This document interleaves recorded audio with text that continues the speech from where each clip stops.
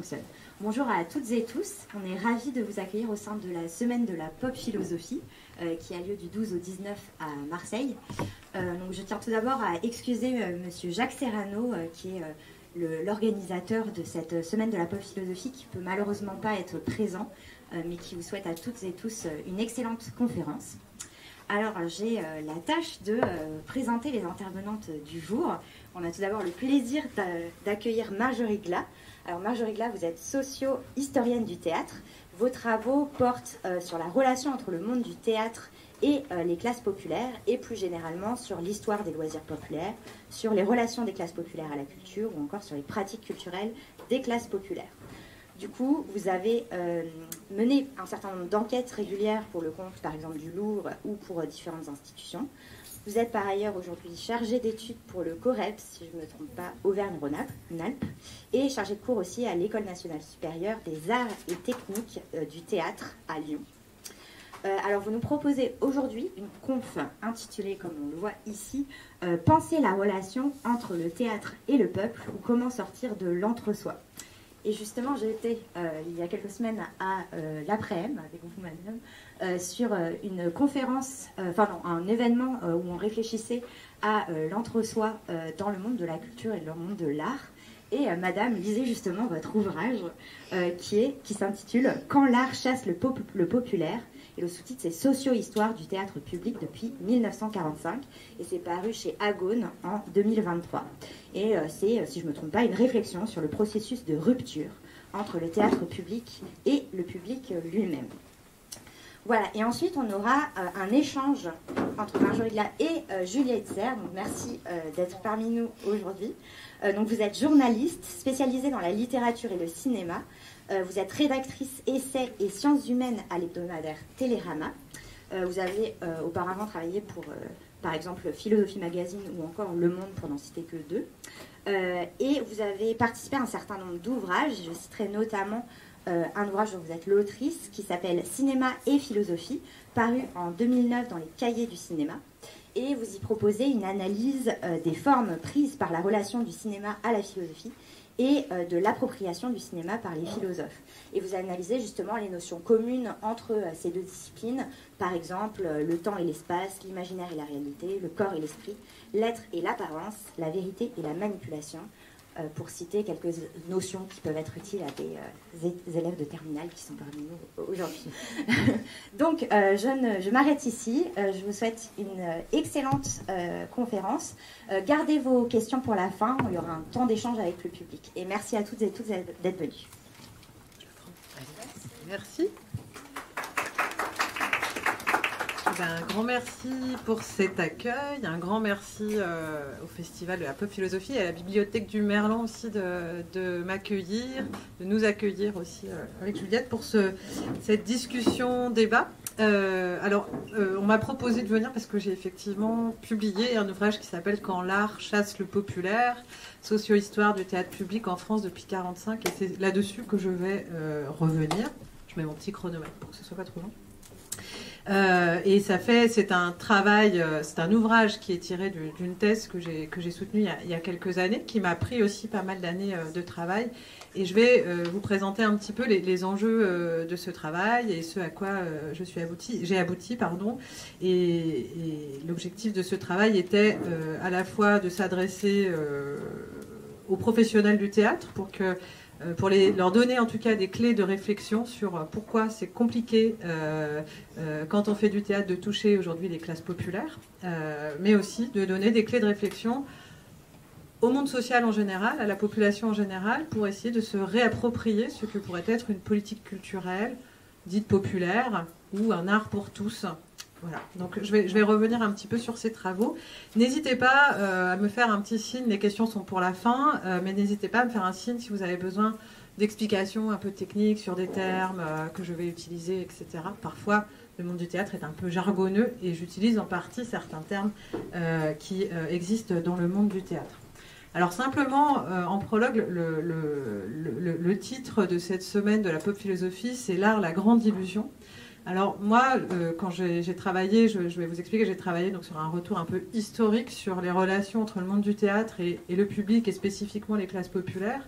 Et moi, je ne montre pas qu'il s'agit d'une illusion. Il s'agit d'une utopie que tous les acteurs du théâtre public, en tous les temps, ont souhaité porter très fortement et à laquelle ils ont cru, sans cynisme la plupart du temps. Et on ne montre pas que c'est forcément une illusion, ni que c'est nécessairement une défaite. Il y a eu des moments de réussite et puis il y a eu des moments d'éloignement. Et c'est ça que je vais essayer de vous raconter pour donner plutôt de l'espoir et pas montrer que c'est au contraire une illusion, mais qu'il y a des choses qui sont possibles, même si ce n'est pas toujours si simple. Alors, peut-être vous préciser, pour commencer un peu à aborder ce travail de recherche, ce qui m'a amené à cet endroit-là. Moi, je suis aujourd'hui sociologue, mais je n'ai pas toujours été sociologue. J'ai débuté ma carrière en étant administratrice de théâtre. L'administratrice, c'est la personne qui s'occupe de trouver l'argent et d'assurer la production des spectacles, donc surtout le volet administratif. Je suis devenue administratrice par militantisme et par croyance dans le fait que l'art, et spécifiquement le théâtre, pouvait changer le monde, ou en tout cas pouvait apporter quelque chose de différent au monde, pouvait apporter un regard décalé et pouvait nourrir la conscience qu'on avait du monde. C'est quelque chose que je portais à la fois parce que moi j'avais vécu, j'ai découvert le théâtre assez tardivement. J'ai découvert le théâtre en fait en arrivant à la fac. J'ai fait des études de sciences politiques et j'ai découvert véritablement le théâtre seulement là.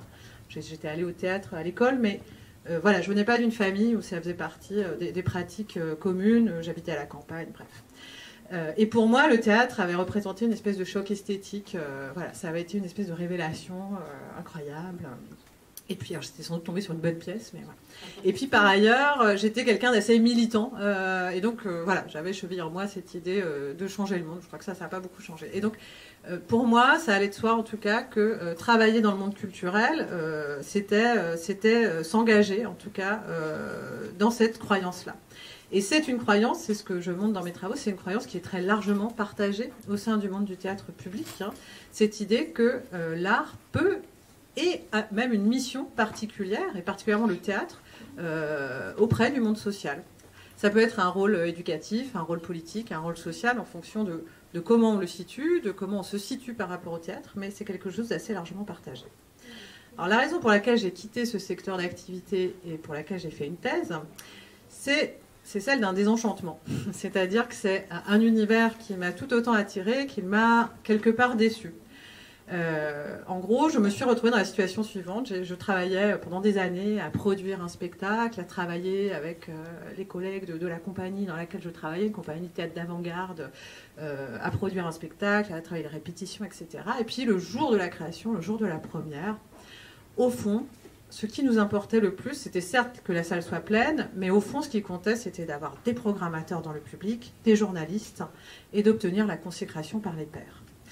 La question du public, ça ne veut pas dire qu'elle n'existait pas pour nous, mais en fait, elle était très subalterne. À la fois parce qu'en tant que compagnie, on n'a pas beaucoup de relations en fait, avec le public, on passe par des intermédiaires que sont les lieux, mais aussi parce qu'au fond, ce qui comptait, c'était vraiment la reconnaissance. Alors pourquoi je pose ça comme ça? Parce que c'est de là qu'est né mon travail de recherche, et ce qui m'a animé pendant 7 ans de thèse, c'est d'essayer de saisir cette contradiction. On est dans un monde professionnel, le monde du théâtre public, qui est animé par cette croyance que le théâtre doit jouer un rôle social. Et en même temps, la réalité des pratiques, au-delà des discours, c'est qu'on est souvent, pas toujours, mais souvent dans des pratiques qui sont resserrées sur des enjeux propres à ce monde-là. C'est normal qu'un secteur professionnel soit resserré sur ses enjeux propres. C'est le principe d'un secteur professionnel, en fait, hein, d'avoir des objectifs propres, des valeurs propres, etc. Mais c'est problématique quand il s'agit d'un secteur professionnel qui s'est donné pour mission de créer du lien social et quelque part d'essayer de changer le monde. Donc moi, le départ de ma recherche, c'était ça, c'était comment ça se fait que c'est comme ça? Comment ça se fait qu'on continue à y croire aussi fortement et comment ça se fait en même temps que dans les pratiques, finalement, on tourne un petit peu en rond. Donc, pour mener à bien, essayer de résoudre cette contradiction, j'ai fait le choix d'une démarche socio-historique, c'est-à-dire que c'est la discipline, si vous voulez, universitaire dans laquelle je m'inscris. J'ai fait ma thèse avec un socio-historien. C'est une discipline qui mêle à la fois la sociologie et l'histoire et qui fait le pari qu'en remontant dans l'histoire, on va arriver à comprendre les nœuds dans lesquels on est et qui sont en fait souvent bien complexes. Et donc, on arrive de cette manière à mieux saisir comment les choses se sont historiquement, socialement construites. Et qu'est-ce qui fait que, eh bien, on continue à croire, mais en fait, on n'arrive pas à forcément mettre en cohérence nos croyances avec nos pratiques. Voilà, donc c'était un peu l'idée. Alors pour ce faire, j'ai décidé de remonter, je vous passe les détails méthodologiques, s'il y a des questions, vous pourrez me les poser, mais je vais plutôt aboutir évidemment à essayer de retracer en tout cas ce processus qui fait qu'on arrive à cette contradiction. Donc pour ce faire, j'ai décidé de remonter à la Seconde Guerre mondiale, et plus précisément à l'après-Seconde Guerre mondiale. Alors pourquoi? Parce que c'est à ce moment-là qu'on peut dater historiquement la constitution véritablement d'un théâtre public, c'est-à-dire d'un théâtre qui se distingue du théâtre privé, et qui est subventionné par la puissance publique pour mener tout à la fois, en tout cas soutenir tout à la fois un travail de création, qui ne pourrait pas exister dans le secteur privé, donc qui soutiennent la liberté de création ou l'expérimentation artistique, par exemple.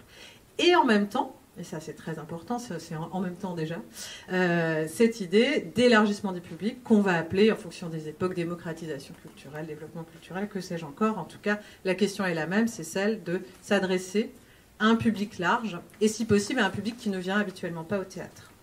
Alors ça, c'est des idées qui existaient bien avant la Seconde Guerre mondiale, hein, dès la fin du 19e siècle. On a la tradition d'un théâtre social. Pendant l'entre-deux-guerres, il y a tous les mouvements d'éducation populaire qui portent ça.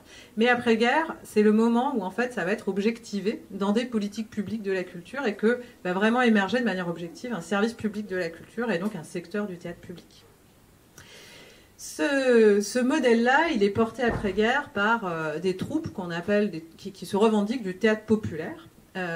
Qui sont des gens qui ont souvent une double affiliation, et c'est la raison pour laquelle ils portent ça. Ils viennent à la fois, la plupart du temps, du théâtre d'avant-garde parisien, qu'on appelle le théâtre d'art, des théâtres de la rive gauche, qui sont sous fonctionnement privé, mais en fait pas du tout rentables, etc. Et où leur question, ce qui les tient, si vous voulez, c'est vraiment d'expérimenter de nouvelles formes, de porter un certain type de répertoire qui n'existe pas dans le théâtre privé de boulevard. Mais ils ont une deuxième affiliation, c'est-à-dire que beaucoup sont passés par les mouvements d'éducation populaire. Alors soit chrétiens pendant l'entre-deux-guerres et aussi au début de Vichy, soit communistes, donc avec effectivement pendant l'entre-deux-guerres et puis dans certains mouvements maquisards, notamment dans le Vercors, où il y a eu toute une mouvance qui portait le théâtre aussi comme un outil assez important d'émancipation intellectuelle. Ces personnes-là, donc, ces troupes du théâtre populaire, en fait, vont se développer après-guerre dans un contexte particulier. C'est un contexte dans lequel il y a un enjeu, en fait, de réunir la France, de rassembler les populations autour d'un référentiel commun. Et c'est un peu l'objectif qui se donne. Et ils sont portés en cela, notamment par le programme du CNR, du Conseil national de la résistance, qui mentionne notamment le théâtre comme un outil particulier d'éducation, d'émancipation de la population. Quand on parle d'émancipation, c'est l'idée de donner des outils critiques aux individus pour qu'ils puissent penser par eux-mêmes. Je vais beaucoup utiliser le terme émancipation, il est vraiment pensé comme ça dans la tradition de l'éducation populaire à l'époque. Donc on a, après-guerre, tout un mouvement comme ça qui va essaimer et qui fait le choix d'essaimer en province, ce qu'on appelle à l'époque la province, aujourd'hui on dit la région, bon, c'est une manière d'atténuer le mépris qu'il y a. Pourquoi en province? Parce qu'en fait, à l'époque, que ce soit dans les grandes villes de province et évidemment dans les zones rurales, en fait, il n'y a pas grand-chose qui existe en termes théâtrales. Il y a des théâtres qui sont souvent des théâtres de ville, assez bourgeois. Donc l'idée, c'est d'aller essaimer dans ces zones-là, aussi parce qu'il y a des populations qui n'ont pas accès au théâtre, qui ne sont jamais allées au théâtre. Donc l'enjeu, il est vraiment celui-ci. Donc on a affaire à des tournées, c'est du théâtre qui fonctionne en tournée, hein, ils n'ont pas de lieu fixe. Des tournées donc sur tréteau ou dans des salles des fêtes, etc. Et donc on a affaire à des troupes de gens qui sont composés, donc il n'y a pas de... Ça c'est un élément très important, on n'a pas de métier fixe, contrairement aujourd'hui, dans les compagnies de théâtre, on a souvent un metteur en scène, les comédiens, l'administratrice, justement les régisseurs. À l'époque, il y a une extrême polyvalence, c'est-à-dire que tout le monde fait tout. Ces troupes sont dirigées par des chefs de troupes, mais qui ne sont pas nécessairement les metteurs en scène. Et quand je dis tout le monde fait tout, c'est-à-dire que les gens sont à la fois sur l'artistique, mais aussi sur la question des publics. Il n'y a pas de hiérarchie entre les deux. Et ce qui compte dans ces troupes, c'est cette articulation fine entre la création et l'élargissement des publics, ou la nécessité d'aller vers les publics, etc., etc. Donc ça prend plein de formes différentes, j'y reviendrai peut-être tout à l'heure si nécessaire. Ces troupes-là vont être financés par le secrétariat d'État aux Beaux-Arts sous la 4e République, justement pour le travail qu'ils sont menés. C'est là les prémices en fait de ce service public de la culture et de ce théâtre public dont je parlais tout à l'heure. Et s'ils sont financés, j'ai retrouvé des rapports d'inspection de l'époque, et on voit bien que les rapports d'inspection racontent, je pense à un rapport d'inspection sur un chef de troupe qui s'appelle Jean Guichard, qui travaille en Pays de Loire, donc dans les zones entre Nantes et Angers, dans ces campagnes-là, et qui est un gars qui s'est formé vraiment sur le tas, qui a vu un spectacle de Villard, et puis qui a monté sa troupe en amateur, et puis petit à petit ça se professionnalise. Et on a un rapport d'inspection qui raconte bien justement cet équilibre qui est porté entre création et la question du public, puisque le rapport d'inspection dit la chose suivante. Jean Guichard, franchement le spectacle n'est pas terrible, les comédiens sont quand même très amateurs, il faudrait quand même qu'on leur fasse venir des comédiens parisiens, il y a quand même une centralisation forte, mais pour autant, le public est tellement nombreux, tellement content qu'il faut qu'on les subventionne. Pourquoi je précise ça? C'est pour montrer aussi qu'à l'époque, les critères en tout cas de financement sont vraiment aussi adossés à la question du public. C'est quelque chose d'assez central. Si j'insiste là-dessus, c'est bien évidemment parce que vous comprenez que les choses changent après. Donc, on a affaire à ces troupes. Ces troupes vont se démultiplier. Il y a toute une série d'éléments. Il y a la presse, etc., mobilise ses expériences dans ses pages, etc. Donc, ça contribue à diffuser ce modèle d'un théâtre populaire. Et ça se diffuse d'autant plus qu'il y a un peu d'argent du ministère, enfin, du secrétariat d'État aux Beaux-Arts qui vient un petit peu aider à ces expériences-là. D'autres expériences donc, vont être menées en parallèle, ça va essaimer. D'autres expériences vont être menées cette fois-ci plutôt dans les banlieues des grandes villes, ce qu'on appelait à l'époque les couronnes rouges, c'est-à-dire principalement les banlieues communistes. On parle beaucoup de la couronne rouge parisienne, mais c'est le cas dans plein de villes. Je ne sais pas si c'est le cas à Marseille, mais par exemple c'est le cas autour de Lyon, où il y a aussi toute une couronne rouge dans l'Est lyonnais, et où vont s'implanter aussi des troupes, des animateurs, ce qu'on appelle des animateurs, des chefs de troupe, qui vont tâcher de mener ce même travail d'articulation entre création et élargissement des publics. Sauf qu'ils vont le faire dans une optique politique ou sociale un tout petit peu différente. Je vous disais, après-guerre, les tenants du théâtre populaire sont plutôt dans une logique de rassembler la population autour d'un référentiel commun. Donc, on essaye de toucher toute la population. Là, on va avoir l'idée d'un théâtre populaire avec une définition un peu différente du populaire, puisque là, ce qu'il faut toucher, c'est les classes populaires et en priorité la classe ouvrière qu'il s'agit d'émanciper de la bourgeoisie, des rapports de domination, etc. Donc là, on entre dans un théâtre qui est plus politisé, au sens où là, cette fois, le théâtre a un rôle politique d'émancipation du prolétariat, pour reprendre en tout cas les termes de l'époque. Et là encore, en tout cas, ils vont inventer d'autres types d'outils, j'y reviendrai tout à l'heure, pour travailler à cette articulation entre création et relations au public. C'est important, eux aussi, à chaque fois en tout cas, il y a cette volonté en tout cas d'avoir une exigence artistique, de la recherche, dans le jeu, dans les textes montés, etc. Et en même temps de s'adresser au public le plus large possible. De plein de manières différentes. Par des ateliers, par le fait d'aller voir des gens, par le fait d'échanger sur les spectacles, etc., etc. Eux aussi vont être financés par la puissance publique. Alors, ils vont l'être par le secrétariat d'État aux Beaux-Arts, et puis ils vont aussi beaucoup être soutenus par les mairies communistes. Ça, c'est un élément extrêmement important, qui les accueille, qui leur trouve des lieux, etc. Parce que le Parti communiste à l'époque, là on parle des années 50, c'est non seulement un parti qui est très puissant, et c'est un parti pour lequel la question culturelle est tout à fait centrale, et un outil, un élément central d'émancipation en parallèle du travail. Tout cela va petit à petit essaimer, à tel point que, c'est pas ça qui va aboutir, mais à tel point qu'en tout cas, quand De Gaulle arrive au pouvoir en 1958, que la Ve République est constituée, va être créée, la question des affaires culturelles va prendre corps dans un ministère. C'est la première fois qu'on crée un ministère des Affaires culturelles, qui a pour ministre André Malraux. Qui est créé donc en 1959 et qui, paradoxalement, va à la fois s'appuyer sur ces expériences du théâtre populaire pour créer cette politique publique de la culture autour de ces questions de création et de public, encore une fois.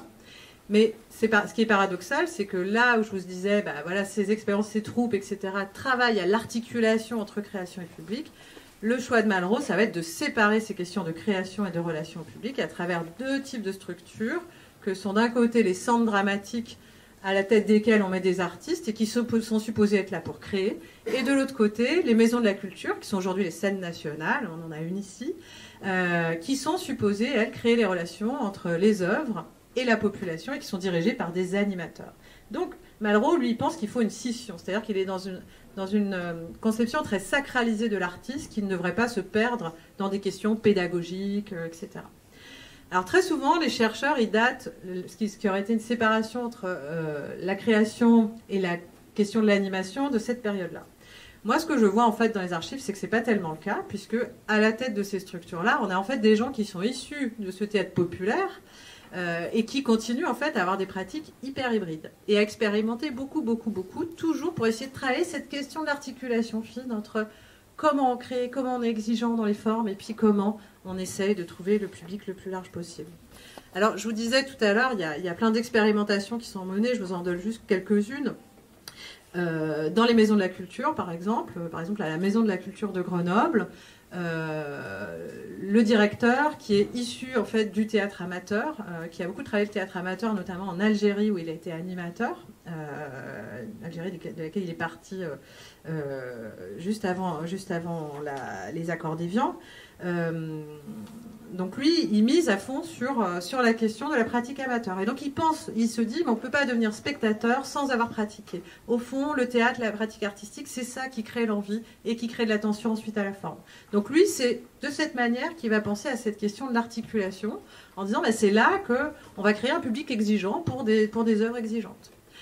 D'autres exemples, il y a plein d'exemples très intéressants pour le coup dans les couronnes rouges. Je pense à Gabriel Garand, au théâtre de la commune d'Aubervilliers, qui lui veut faire venir un public donc ouvrier local. Le public ouvrier local à l'époque est beaucoup constitué d'une population immigrée venue du Portugal ou d'Algérie, et du coup on traduit les pièces, on les joue en portugais, en dialecte algérois, même pas algérien mais algérois, parce que ce sont plutôt des algérois qui viennent, etc. C'est intéressant, parce qu'aujourd'hui, je ne sais pas si ce serait audible que de proposer des spectacles en langue étrangère, etc. Vous voyez, mais c'est en tout cas intéressant parce que c'est une manière, en tout cas, d'aller vers le public. De la même manière, Gabriel Garand travaille beaucoup avec les amateurs qu'il va mettre en scène dans ses spectacles, parce que c'est aussi une manière, bien sûr, de les mobiliser, de les rendre actifs et participants, mais aussi de faire venir les familles, de créer des choses comme ça. On a pas mal de gens comme Planchon, par exemple, à Villeurbanne, qui lui va jouer en usine, très clairement. Des gens comme Jacques Kramer, qui dirige le Théâtre populaire de Lorraine, qui lui fait le choix d'écrire des pièces autour de thèmes que les ouvriers choisissent. Donc voilà, au départ, il monte du répertoire, il monte Brecht, puis il dit, en fait, les ouvriers ne comprenaient rien. Donc, eh bien voilà, il monte une pièce qui s'appelle Minette la bonne Lorraine. Minette, c'est le nom de l'acier qui est donné dans les aciéries lorraines à côté desquelles il travaille. Donc voilà. Donc tout ça, c'est des exemples pour montrer, en tout cas, les tentatives qui sont faites pour essayer de se rapprocher des classes populaires et de rapprocher le processus de création du monde ouvrier, ou en tout cas des classes populaires qu'on souhaite toucher. Il y a beaucoup de temps de débat, par exemple, aussi autour pour avoir des retours sur les spectacles. C'est-à-dire, avant que les spectacles soient montrés, on a des retours, et puis j'ai retrouvé des archives de gens qui disent, là, franchement, on s'emmerde, faut que tu changes ton truc, là, le texte, on comprend pas trop, est-ce que tu peux reprendre ça voilà, mais ça va être aussi le cas sur des discussions autour du fonctionnement du théâtre, sur les horaires. Nous, on est crevés à cette heure-ci, il faut faire ça à la sortie de l'usine. Et c'est très intéressant parce que les directeurs, y compris les artistes, n'hésitent pas à revenir sur leur spectacle et à le modifier. Voilà. Pourquoi j'insiste là-dessus? Pareil, parce que je ne sais pas si aujourd'hui ce serait tout à fait possible. Voilà. Est-ce que ce serait vécu comme une atteinte à la liberté de création? En tout cas, à l'époque, c'est pas du tout vécu comme ça par les artistes, et ça paraît tout à fait évident, parce que c'est un outil de l'articulation entre la création et ces classes populaires, en tout cas, qu'ils souhaitent prioritairement cibler. Ce travail-là, il est facilité, ça c'est un élément très important, par l'existence de relais, notamment de relais syndicaux, qui passent beaucoup par les comités d'entreprise à l'époque. Alors les comités d'entreprise depuis ont été supprimés, ils existent sous la forme aujourd'hui de CSE, et notamment les comités d'entreprise qui sont tenus par la CGT, qui portent aussi, à l'instar du Parti communiste, en fait, une dimension très fortement culturelle aussi dans les actions qu'elle propose aux travailleurs qui sont syndiqués. Et donc c'est intéressant, on a des trajectoires d'animateurs qui sont des animateurs culturels au sein des comités d'entreprise, qui sont des ouvriers qui ont découvert la culture par le comité d'entreprise et qui, très souvent, c'est des mécanismes assez fréquents, vont être recrutés ensuite par les théâtres pour créer le lien justement avec le monde ouvrier. Ça, on a des dizaines d'exemples en fait dans les années 60, 70 et qui permettent du coup de créer ce lien, et ça c'est quelque chose aussi de fondamental parce que sans ces relais, eh bien, ces tentatives d'articulation ne fonctionnent pas. Alors, moi, quand je raconte ça, il y a plein de gens, souvent des vieux de la haie, qui me disent « Oui, mais bon, tout ça, c'était une utopie, ça n'a jamais marché. » Eh bien, quand même, si, parce que c'est une époque où les chiffres de fréquentation étaient pas mal étudiés. Il y a pas mal de chiffres, c'est-à-dire que les théâtres s'intéressaient non seulement au nombre de personnes qui venaient, mais aussi à la composition du public. C'était un enjeu extrêmement fort. Donc, ils s'associaient souvent à des sociologues qui travaillaient dans les théâtres, etc., qui faisaient des études très régulières.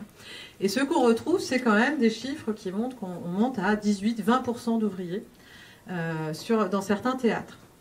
C'est pas mal, en fait. C'est vraiment pas mal, et ça raconte que, justement, faire ce type d'expérience-là, c'est pas se bercer d'illusions, parce que ça marche quand même à un certain endroit. Alors, je regarde où j'en suis. 22 minutes, c'est parfait.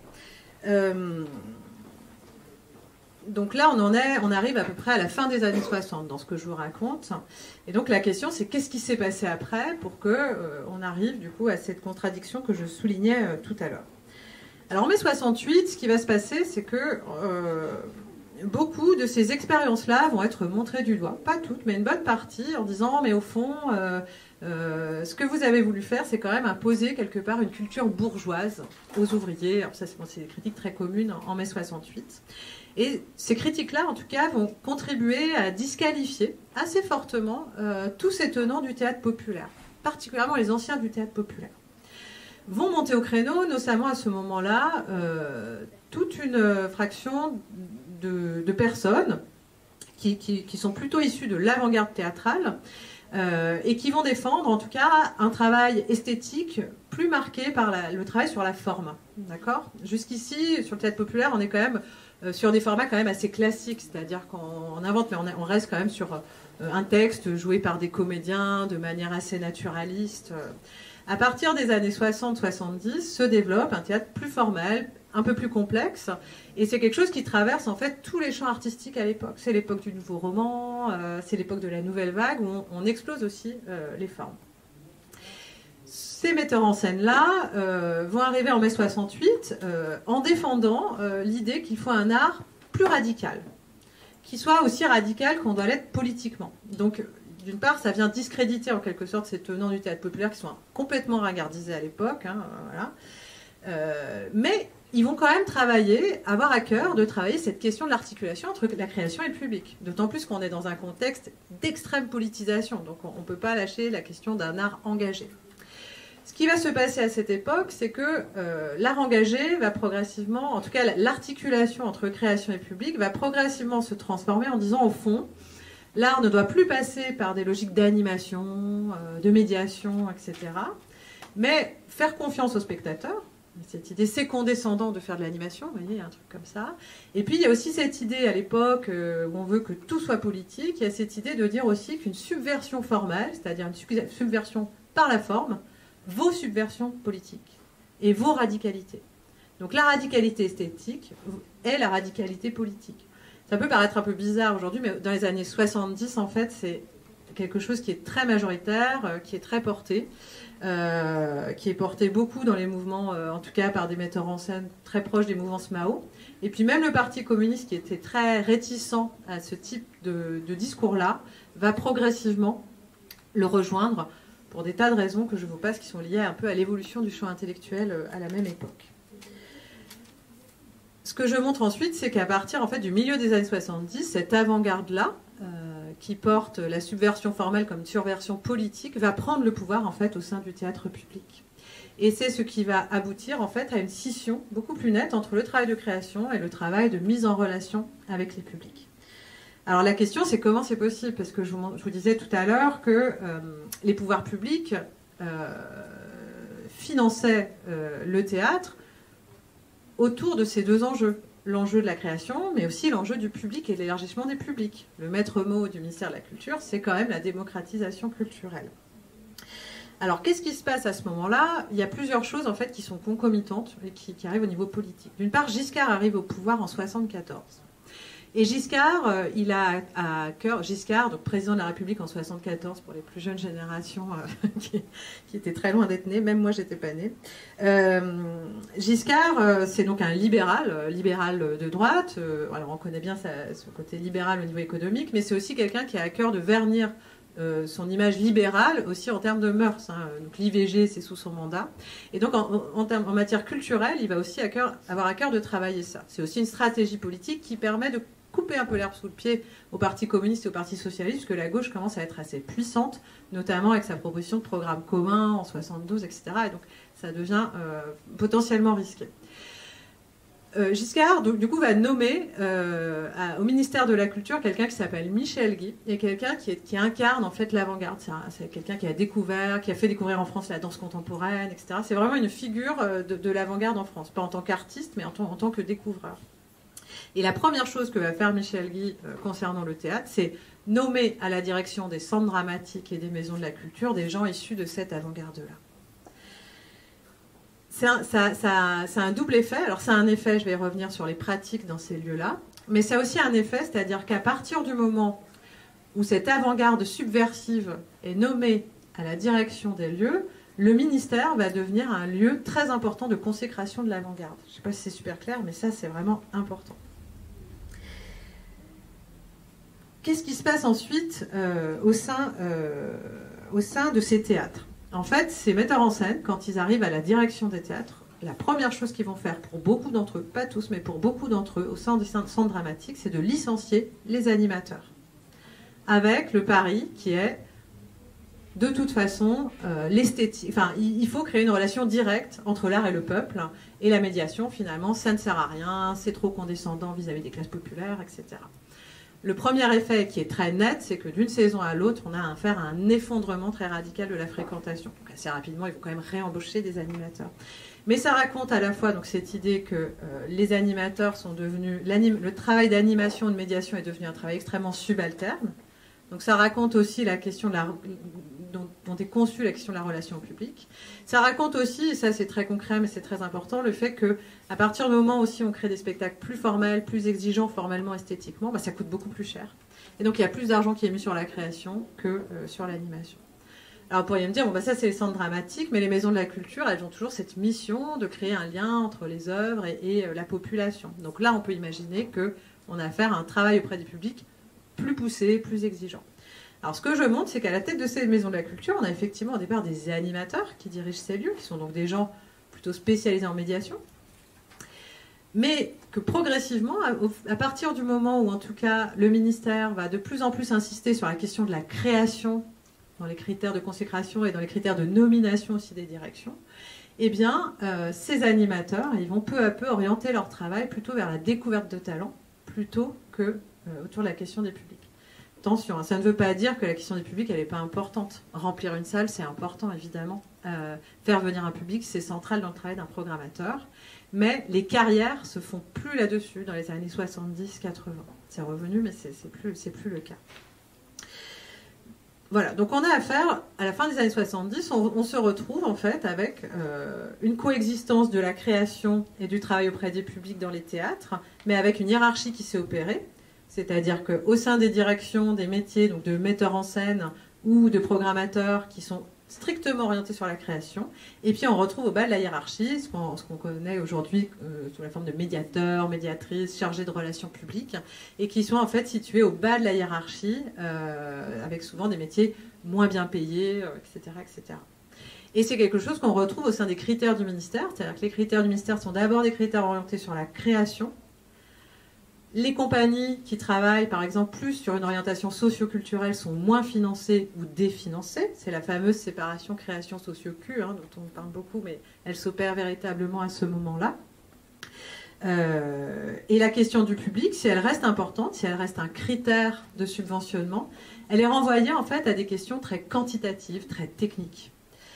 C'est-à-dire qu'on demande au lieu de remplir les salles, mais en revanche la question de la composition du public disparaît à peu près.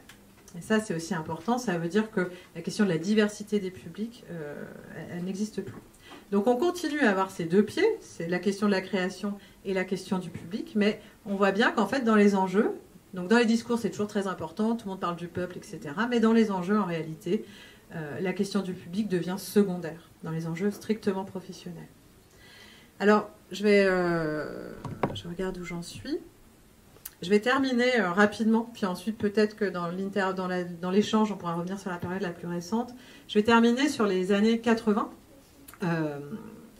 Dans les années 80, on aurait pu imaginer que l'arrivée de la gauche au pouvoir change les choses. C'est-à-dire en se disant, la gauche, a priori, les classes populaires, c'est un peu leur truc. Ils vont défendre en tout cas cette question-là. Et ce ne sera pas le cas. En fait, le secteur continue de s'institutionnaliser très fortement autour en fait, des mêmes structures et autour de créateurs qui sont véritablement même portés au nu par Jack Lang, véritablement. Et avec, par contre, des tentatives, en tout cas, par contre, pour aller professionnaliser les métiers de la médiation. Donc, on met en place des cursus à l'université pour former des médiateurs, médiatrices. Donc, bon, ça, c'est intéressant, mais ça a deux effets. On sait que plus on élève le niveau de diplôme, plus on a tendance à une élitisation sociale des recrutements. C'est ce qui s'opère, en fait, chez les chargés de médiation à cette époque. Vous vous rappelez, tout à l'heure, je vous disais, les relais, au départ, il y avait pas mal d'anciens ouvriers, des gens formés sur le tas, etc. Là, ça change quelque chose, en fait. On a quand même des gens qui ne sont pas issus du même milieu social. Ça ne veut pas dire qu'ils font mal leur travail, mais ça peut raconter le fait qu'ils n'ont pas tout à fait la même conception du monde social et du rôle que la culture peut jouer. Et puis l'autre effet aussi de cette professionnalisation, c'est que ça contribue aussi à une segmentation des publics dans la manière dont ils sont perçus. Donc de plus en plus dans les théâtres, on va avoir un travail auprès des publics par segment, donc qui va être le segment scolaire, le segment détenu, le segment personnes malades, le segment ce qu'on appelle aujourd'hui, de manière parfois un peu malheureuse, le champ social. Alors ça correspond à quoi? Ça correspond à la fois à un apprentissage lié aux théories de la médiation qui se développent à l'époque, mais aussi au fait que du coup ça correspond aussi à des lignes financières qui sont portées par le ministère, et du coup on va aussi sur les lignes où il y a des publics, enfin où il y a de l'argent, et ça correspond aussi au fait qu'on travaille les publics par segment parce qu'on travaille en fonction des institutions par lesquelles on va passer qui seront les relais. Pourquoi je raconte ça? C'est un travail énorme qui est fait, mais cette segmentation des publics, elle contribue en fait à invisibiliser le gros des classes populaires. Là où passer par les comités d'entreprise permettait de passer par le monde du travail, où on trouve une grande diversité de profils, eh bien évidemment, les classes populaires ne se retrouvent pas nécessairement dans toutes ces catégories que j'ai citées. Alors bien sûr, l'école offre une diversité, mais en revanche, on peut être issu des classes populaires sans être passé par la prison, sans être passé par un établissement de soins, sans côtoyer le centre social du coin.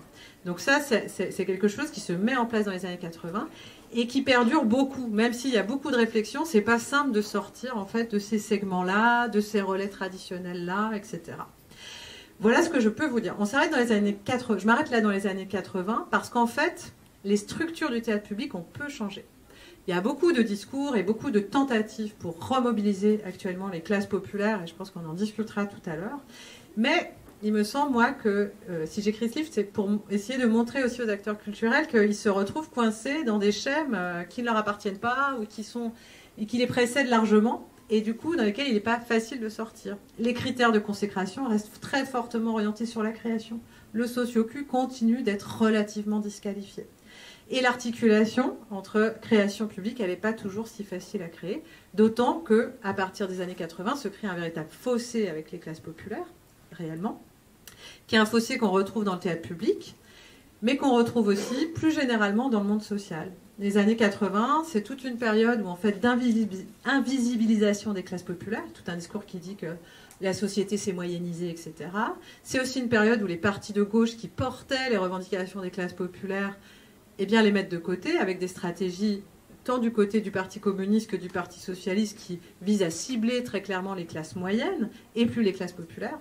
Et donc l'évolution du théâtre public à cette époque, en fait, elle est en miroir de ce qui se passe dans le reste de la société. Je dis ça pour pas qu'on tape trop sur les artistes, parce qu'en fait, ils font partie d'un monde social et évoluent avec eux. Et moi, il me semble qu'aujourd'hui, le constat qu'on fait dans le théâtre public, mais dans le monde social en général, de où sont les classes populaires, qu'est-ce qui s'est passé avec les classes populaires, pourquoi elles nous en veulent, etc. Eh bien, c'est aussi le résultat de cette histoire-là. Et la question culturelle, elle pourrait paraître anecdotique, mais en fait, la mise de côté des classes populaires a pu être vécue comme une violence symbolique extrêmement forte de la part de certaines personnes. Et moi, je pense que ça a des effets sur le long terme. Voilà. Alors, j'ai parlé en gros, j'ai parlé des classes populaires en général, alors qu'il faut nuancer et on pourra revenir là-dessus. Mais c'était pour que le propos soit à peu près clair.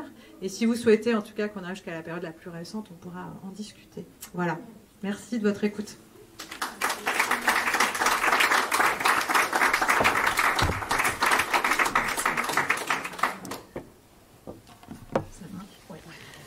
Merci beaucoup, Marjorie, pour ce tableau très riche et très précis, à la fois sociologique et historique.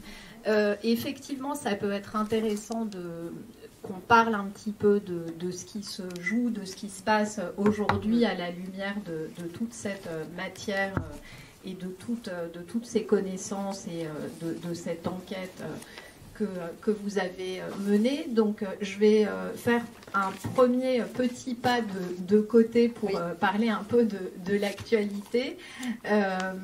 On sait, depuis quelques jours, le Pass Culture s'est réinvité dans l'actualité, a été réaffirmé par Rachida Dati, donc, qui est la 5e ministre de la Culture d'Emmanuel Macron. Vous avez parlé d'un service public de la culture. Est-ce que ça peut en être une forme? Est-ce que ce pass peut être un vecteur de démocratisation? Et je pense que c'est aussi intéressant qu'on aborde la question, étant donné qu'il y a des jeunes dans la salle qui pourraient en bénéficier, qui peut-être, s'ils sont déjà âgés de 18 ans, en bénéficient. Alors, le Pass Culture. Non, alors, il y a deux volets dans le Pass Culture. Il y a le volet collectif qui va être utilisé notamment par les établissements d'enseignement et qui permet finalement de financer différentes actions ou des sorties là où elles sont souvent très mal financées, très peu financées. Donc ça, on peut considérer que c'est un élément plutôt positif du Pass.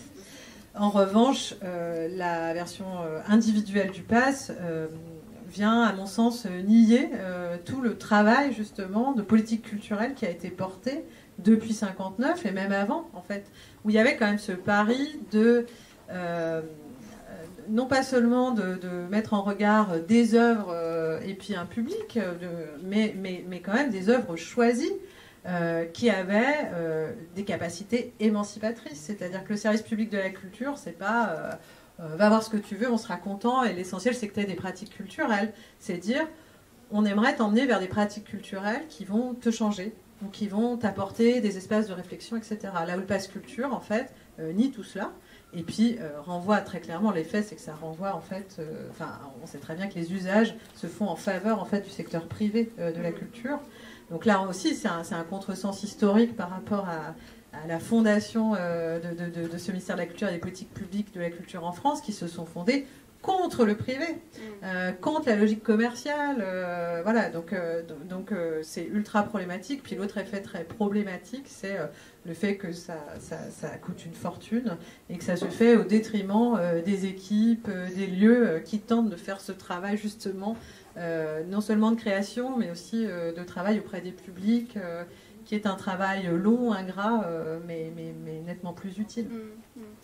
Et d'ailleurs, il y a un point que vous développez un petit peu dans votre livre, que vous avez moins abordé aujourd'hui, qui peut sembler paradoxal, c'est cette idée que les théâtres privés, donc qui ne sont pas subventionnés par définition, sont structurellement plus dépendants du public que les théâtres publics. Donc je vous cite, si les théâtres privés ne travaillent pas auprès des publics les plus éloignés, ils drainent cependant un public important et parfois plus populaire que dans les établissements publics. Vous donnez notamment l'exemple du stand-up ou de spectacles comiques. Donc comment comprendre ce paradoxe, et est-ce que vous pourriez expliquer un petit peu comment cohabite en France aujourd'hui le théâtre public et le théâtre privé, en sachant qu'il existe peut-être des metteurs en scène, des spectacles, on peut penser à Pomera par exemple, qui peuvent faire un pont, un trait d'union entre les deux univers. Comment vous analysez ce point? Ouais. Alors, historiquement en tout cas, le théâtre public s'est construit en opposition radicale au théâtre privé. Donc pendant longtemps, je dirais des années 60 jusqu'à finalement assez récemment, il y avait très peu de porosité entre les deux secteurs qui s'opposaient en fait très nettement. Ce qui n'a pas toujours été le cas. En fait, dans les années 40-50, il y a du théâtre d'avant-garde qui existe dans le théâtre privé. Donc c'est aussi, voilà, c'est pas de tous les temps.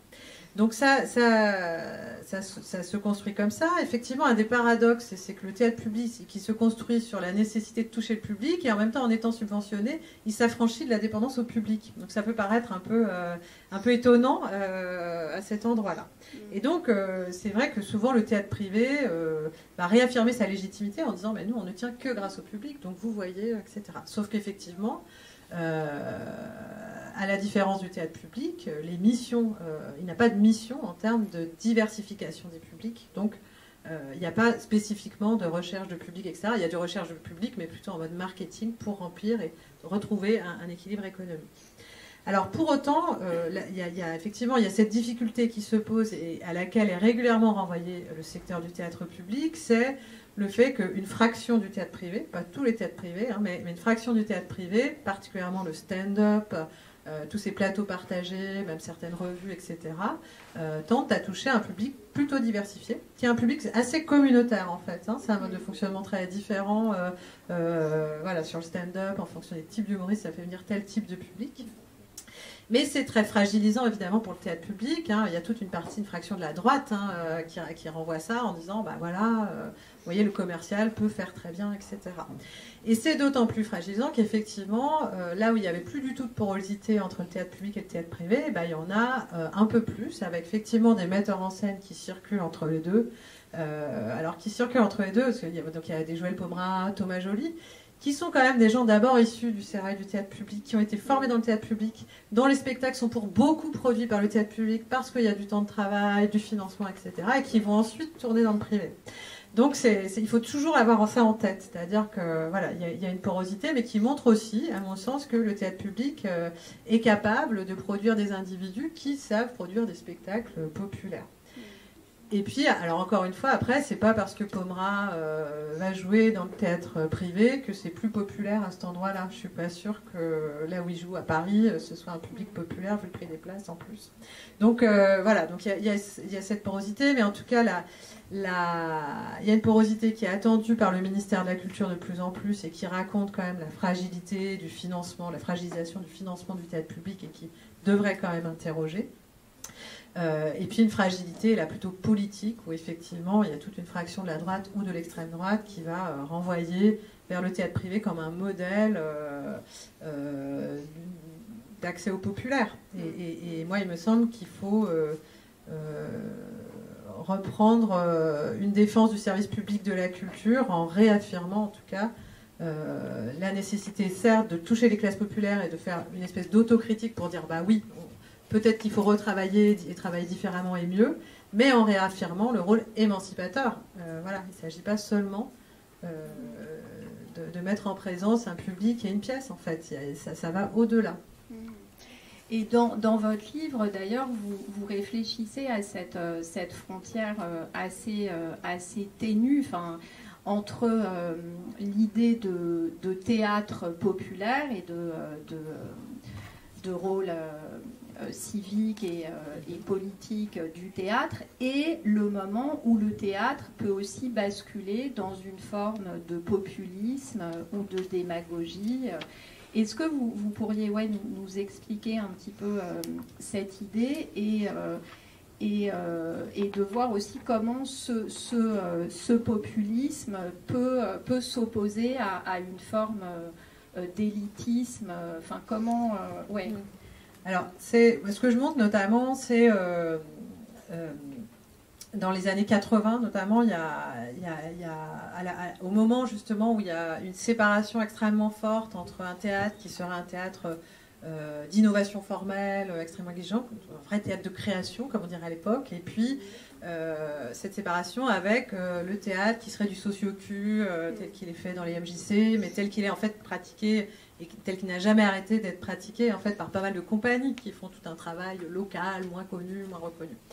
Et en fait, il y a tout un discours qui surgit à l'époque de la part de grands metteurs en scène très connus qui vont renvoyer ces pratiques socioculturelles à de la démagogie ou à du populisme. Donc moi, je me méfie beaucoup du terme populisme parce qu'en fonction de comment il est utilisé, voilà. Et donc, ce terme de populisme à l'époque, en fait, il renvoie à ces pratiques-là dites trop socioculturelles, mais à mon sens, on peut le lire en tout cas en tant que sociologue, à un mépris de classe en fait, parce que c'est réellement à ça que ça renvoie, à du mépris de classe et à un mépris des pratiques appréciées par les classes populaires. Et on se retrouve même, j'ai retrouvé des archives assez hallucinantes qui montrent que même parfois, le fait qu'un spectacle plaise à un certain type de public, le spectacle est suspecté d'être quand même potentiellement assez mauvais. Ben oui, je suis d'accord. Et c'est quelque chose, voilà, alors c'est lié au monde du théâtre, où c'est quand même ça structure quand même beaucoup la manière de penser les esthétiques quand même, et de hiérarchiser aussi les créateurs ou créatrices. Mais ces hiérarchies culturelles, elles existent globalement. Bourdieu a montré ça dans les années 50, qu'il existe des hiérarchies culturelles et qu'effectivement, les bonnes pratiques et le bon goût sont évidemment systématiquement l'apanage des classes les plus bourgeoises. Et donc c'est exactement ça qui est mis en jeu, et ça, on n'en est pas beaucoup sorti. Ouais. Et il me semble que sur cette question, il y a un film, et c'est aussi très intéressant que ce soit le cinéma qui s'empare de cette question par rapport au théâtre, qui en parle. C'est Yannick de Quentin Dupieux, que vous avez sans doute vu. Est-ce que vous l'avez vu, Marjorie, et si oui, qu'est-ce que vous en avez pensé, et comment vous le voyez avec votre connaissance de ces enjeux justement que ce personnage de Yannick met sur la table de façon assez violente et subversive, en interrompant la représentation théâtrale elle-même, de façon sacrilège aussi. Oui, pour préciser peut-être pour les personnes qui n'ont pas vu, Yannick est un spectateur, et puis à un moment la pièce ne lui plaît pas, et donc il décide de la changer, de la réécrire, etc. Et il se met sur scène et il impose. Ce qui fait d'ailleurs un peu écho à ce que vous venez d'expliquer de ces spectateurs, ouvriers ou pas, en tout cas plutôt issus d'un public populaire qui interagissaient sur le processus créatif lui-même. Finalement, c'est ce que fait complètement Yannick. Complètement. Moi, en tout cas, j'ai trouvé ça du coup très jouissif de voir ça, et de voir en tout cas cette tentative de renverser la table en renversant les rôles, en renversant le stigmate aussi, c'est-à-dire que Yannick, il a le stigmate du gars qui connaît pas grand-chose au théâtre, etc. Et puis finalement, la manière dont le film se renverse, c'est lui qui va venir juger la qualité du texte, etc. Et d'ailleurs, le film se moque quand même très largement de ses comédiens, metteurs en scène, etc. Donc il y a effectivement quelque chose qui se joue là-dessus, et effectivement qui a beaucoup fait écho effectivement à les modalités de création telles qu'elles ont pu exister dans les années 60 et jusqu'au début des années 70, effectivement, avec des artistes qui ne voyaient pas comme une atteinte à leur autonomie artistique les retours du public, qui modelaient les spectacles régulièrement, etc. Et ça, et parfois avec des remarques qui sont... là ton spectacle, moi j'étais trop fatiguée, là tu t'endors, etc. C'est des remarques comme ça, en fait ils les prennent au sérieux, et voilà, et là Yannick, malheureusement ça se termine pas très bien pour lui, mais c'est le réalisme social en action. Et peut-être faudrait-il faire une vraie enquête, une vraie étude, mais de votre poste d'observation et de réflexion, comment vous analysez les grandes peut-être thématiques ou les grands enjeux ou formels ou politiques du théâtre aujourd'hui? Est-ce que vous trouvez dans ce que vous pouvez voir ou ce à quoi vous vous intéressez qu'il y a une couleur particulière, ou que c'est un champ qui est au contraire très divers, très diversifié? Est-ce qu'il y a des clivages ou Alors, une diversité, il y en a nécessairement. Il y a énormément de lieux. Je n'ai pas précisé, moi j'ai travaillé sur les gros lieux institutionnels, strictement. Donc ça, ça invisibilise un peu, c'est un aspect plus négatif de mon travail, en tout cas il faudrait retravailler, mais bon, j'ai pas pu. Tous ces lieux-là qui font d'autres choses, qui sont aussi inscrits dans des territoires où ils n'ont pas d'autre choix de faire autrement s'ils veulent du public, bon, bref. Mais du coup sur les thèmes, en tout cas moi ce que je montre, c'est qu'à partir des années 90, il y a un regain de discours sur la nécessité de l'engagement, etc. Sauf que ça ne passe plus du tout par les questions de lutte des classes ou les questions sociales, alors qu'auparavant, quand même, les questions de travail restaient quand même assez importantes. Mais ça va passer beaucoup autour de figures, donc la figure du migrant, des causes aussi particulières. Par exemple, il y a tout un tas d'engagements autour du siège de Sarajevo. Voilà. Et donc ça passe par des causes plus humanistes, hein, qui n'en sont pas moins légitimes évidemment, mais qui contribuent aussi à invisibiliser un peu les classes populaires. Et moi, ce que j'observe un peu aujourd'hui, c'est à nouveau un très fort regain d'intérêt sur la nécessité d'élargir le public, de penser la diversité du public. Mais ça se fait beaucoup, je trouve. Après, c'est des effets de mode, et c'est normal. Je pense qu'en tant que journaliste critique, vous voyez des effets de mode avec des thèmes à la mode. Et donc, en ce moment, effectivement, on va beaucoup avoir des trucs autour de... et encore une fois, hein, c'est pas dire que c'est illégitime, c'est juste que ça prend le dessus autour de la question du genre, par exemple. Les questions de migration sont à nouveau très importantes. Alors, ça fait écho, évidemment, à l'actualité. Mais après, c'est vrai que moi, j'ai eu des discussions récemment, par exemple, avec les CGT qui disaient, mais... Et la question du travail, on la voit assez peu, etc. Donc il y a quand même des effets de mode. Et moi, il me semble qu'aujourd'hui, l'engagement social passe par ces thématiques parce qu'elles sont aussi très dynamiques dans les milieux militants. Donc ça se fait aussi l'écho de ça.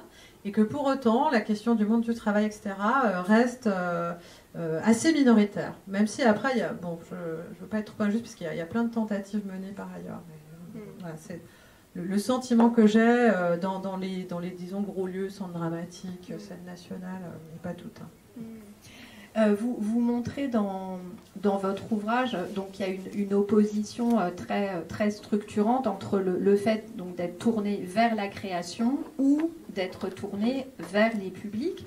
Mais vous montrez, et vous venez d'ailleurs de le dire lors de votre intervention, que c'est pas aussi simple et aussi clair que ça, cette séparation. Et en un sens, heureusement qu'il y a des pratiques hybrides.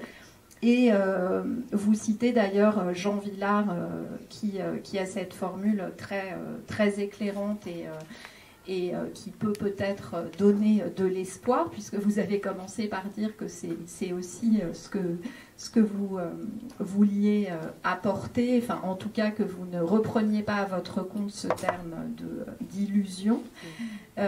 Donc Jean Vilar disant quand on aura du public, on aura des auteurs. Est-ce que vous pourriez commenter un peu cette phrase et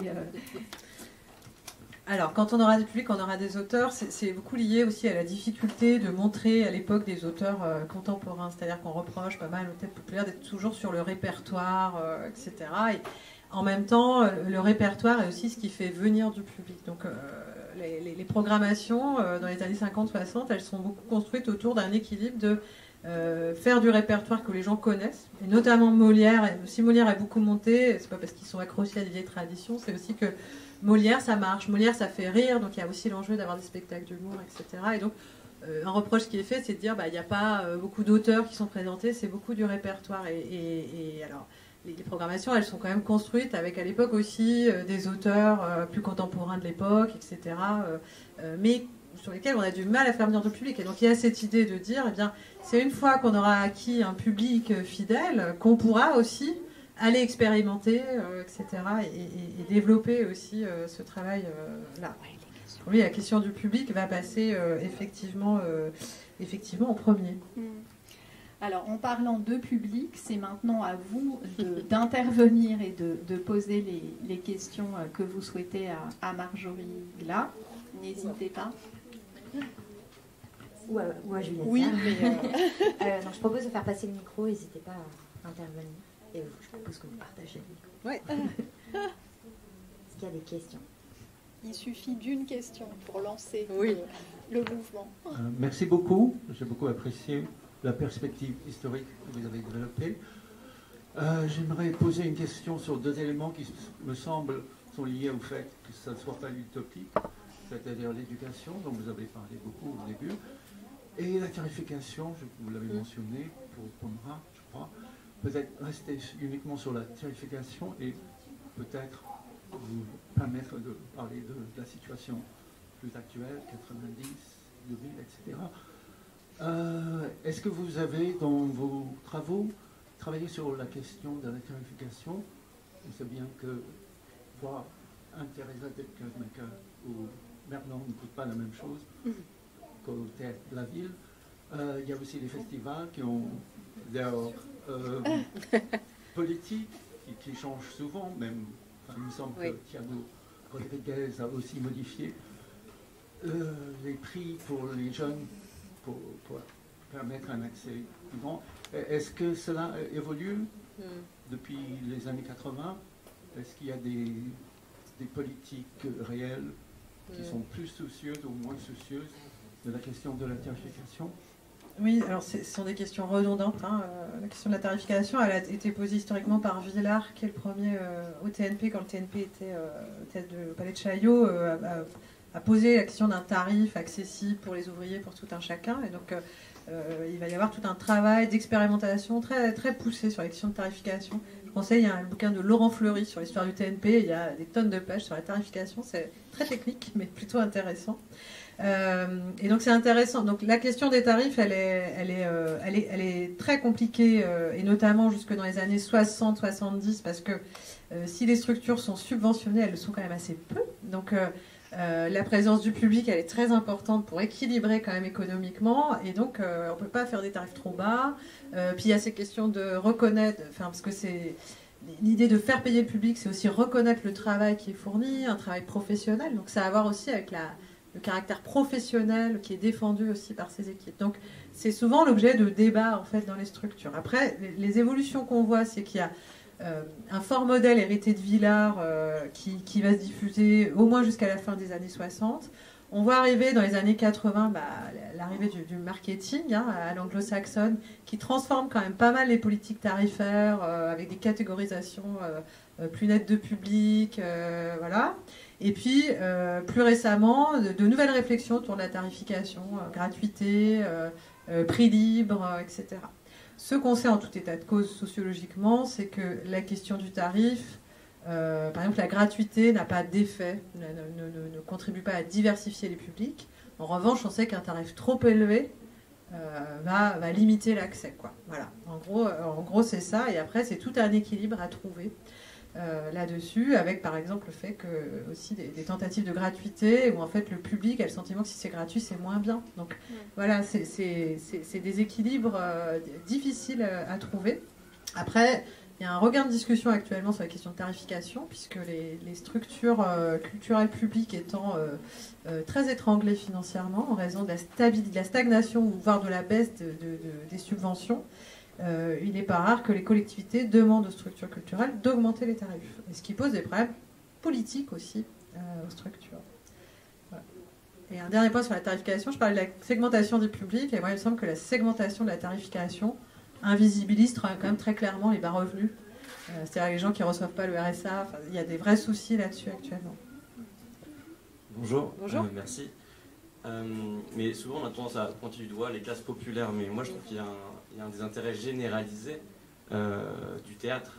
Je ne dirais pas une défaite, mais en tout cas toutes les classes sociales aussi peuvent se désintéresser. Et donc pour moi il y a une question de désir peut-être là-dedans.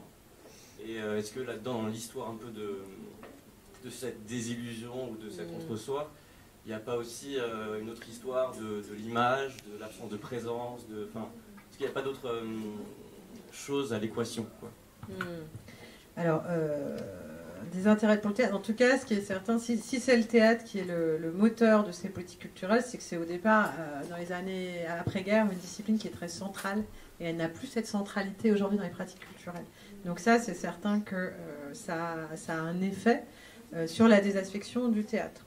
Pour autant, les théâtres n'ont jamais été aussi pleins. Il n'y a jamais eu autant de spectateurs de théâtre qu'aujourd'hui, en fait. Il n'y a jamais eu autant de salles. Les théâtres sont quand même globalement bien remplis. Donc il n'y a pas de désintérêt global pour le théâtre. Le problème, c'est que c'est toujours les mêmes qui y vont. Donc je dirais pas ça. Moi on me pose souvent la question en me disant bah oui mais il y a une concurrence aussi. Alors il y a une concurrence de la télévision, enfin, d'abord du cinéma, puis de la télévision, puis aujourd'hui des plateformes de streaming. Alors oui, mais c'est comment dire, c'est une concurrence en termes de temps donné. Donc il y a peut-être moins de temps à donner pour aller au spectacle. Mais c'est pas une concurrence radicale en soi. C'est pas parce qu'il y a une plateforme de streaming qu'on va plus au théâtre, vous voyez. Et en fait, les gens qui n'y allaient pas avant n'y vont toujours pas. Et les gens qui y allaient, y vont peut-être moins ou différemment. Je ne sais pas si c'est très clair. Donc voilà, en tout cas, je ne sais pas si la question, elle avait un lien avec le développement aussi de nouvelles disciplines artistiques, de nouveaux formats. Donc ça concurrence, mais ce n'est pas tout à fait ça qui crée un désintérêt. Enfin, c'est pas à cause de ça qu'il y aurait un désintérêt. Il y a une absence de politique culturelle évidente. De politique culturelle? Ah oui, bien sûr. Ah bah oui, ça on est bien d'accord. Ouais. Il y a un enjeu effectivement qui est lié au fait que, en termes les politiques culturelles n'ont plus la portée symbolique qu'elles ont pu avoir jusqu'au milieu des années 90, effectivement. Et c'est très violent, je crois, pour les gens qui exercent des professions culturelles, parce que quand on est dans un monde qui est structuré par la croyance qu'on va changer le monde et qu'en fait tout le monde s'en fiche un peu de ce qu'on fait, que c'est pas porté politiquement, en fait c'est très difficile. Donc oui, donc ça n'aide pas effectivement, mais ouais.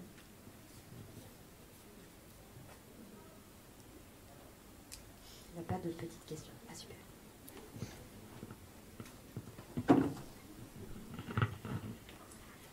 Bonjour, j'ai deux questions. La première, c'est j'aimerais que vous reveniez sur la notion de théâtre comme art émancipateur. Et vous venez encore de redire le théâtre pour changer le monde. Voilà, par rapport aux autres arts que sont la littérature, les arts plastiques, la musique. Et puis aussi, l'autre question, c'est, alors j'en suis à la moitié de votre ouvrage en lecture, mais du coup, je voulais que vous précisiez pourquoi vous aviez justement, puis vous venez de le dire pendant la rencontre, choisi uniquement d'étudier des grosses institutions, CDN, scène nationale. Or, le spectacle vivant est très large, notamment depuis 30 ans, par rapport à cette question du populaire, et notamment, je pense à la naissance des centres nationaux des arts de la rue, tout ce qui a lieu en espace public. Et puis, finalement, quand vous parliez de stand-up, l'art vivant est multiple, le spectacle est multiple. Bon, là, c'est effectivement, ce n'est pas dans le champ des finances publiques, mais voilà. Alors, merci pour ces questions, effectivement très importantes. Alors, pourquoi le théâtre? Le théâtre a été historiquement investi d'une mission émancipatrice particulière. C'est lié à la fois, notamment aux traditions qui ont pu se développer dans tout le théâtre ouvrier de la fin du 19e siècle. On utilisait le théâtre, en fait, par la pratique, comme un outil qui permettait de prendre la parole en public. Voilà. Donc, au départ, le théâtre a été investi beaucoup par la pratique, comme un art oratoire, en fait, qui permettait de prendre la parole.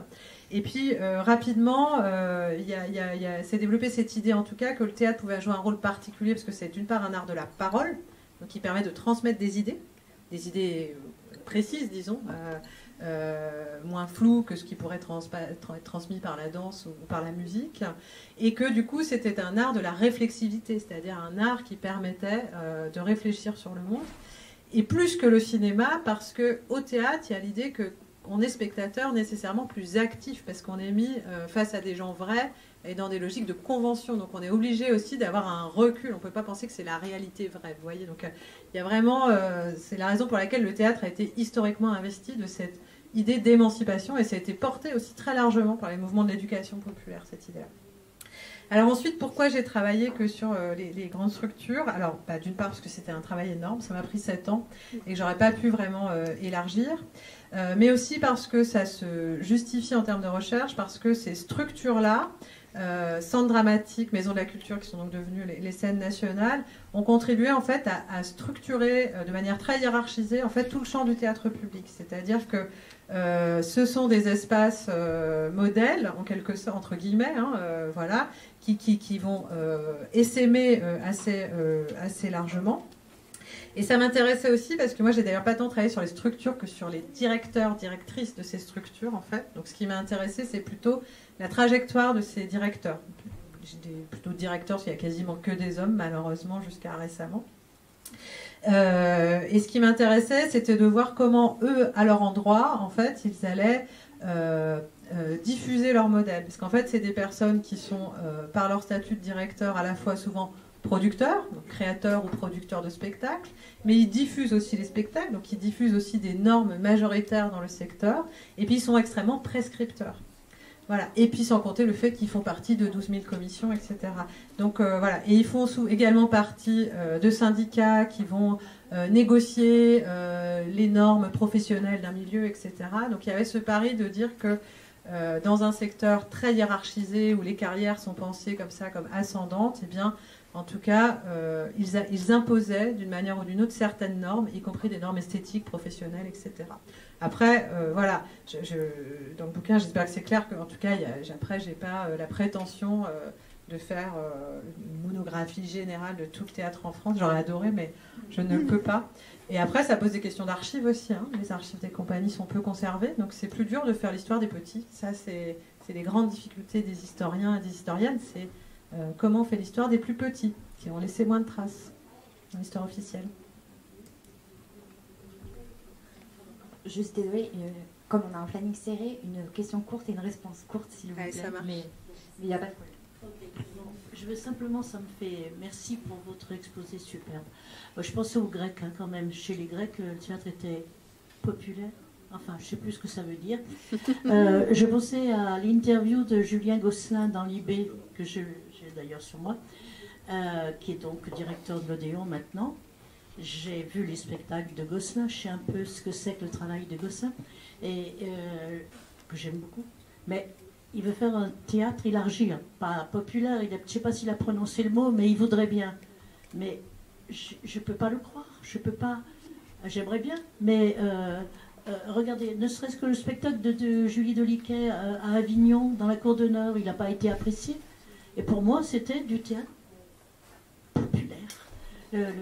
Les enquêtes de Wiesmann, enfin, je sais plus, mais de... Voilà, Welfare. Pour moi, c'était... Et il n'a pas du tout été apprécié. Les gens s'en allaient, les jeunes s'en allaient. Donc, voilà, je pose 100 000 questions. Pour moi, c'est un truc qui m'empêche pas de dormir, mais pas loin quand même, parfois. Est-ce que peut-être que la notion de populaire, alors d'une part, elle fait l'objet de débats, elle a toujours fait l'objet de débats. C'est des débats qui recoupent aussi des luttes de pouvoir. Hein. C'est moi qui suis populaire, non, c'est moi. On retrouve ça dans le théâtre comme on retrouve ça au sein des partis politiques. Tout le monde veut s'arroger en ce moment le monopole du populaire. Après, moi, il me semble que, en tout cas, ce que j'essaie de prendre sur cette question du populaire, c'est cette question de l'articulation. Encore une fois, je me répète, mais entre une création et un public. Voilà. Deliquet, elle parle d'enjeux qui traversent les classes populaires américaines dans son spectacle, et pour autant quel public est trouvé, mais quel lien est fait aussi autour du public. Voilà, donc c'est un travail au long cours et que certains tâchent de mener, mais qui est complexe et qui a plein de ramifications. Eh bien, merci beaucoup. À vous. Merci beaucoup pour les questions.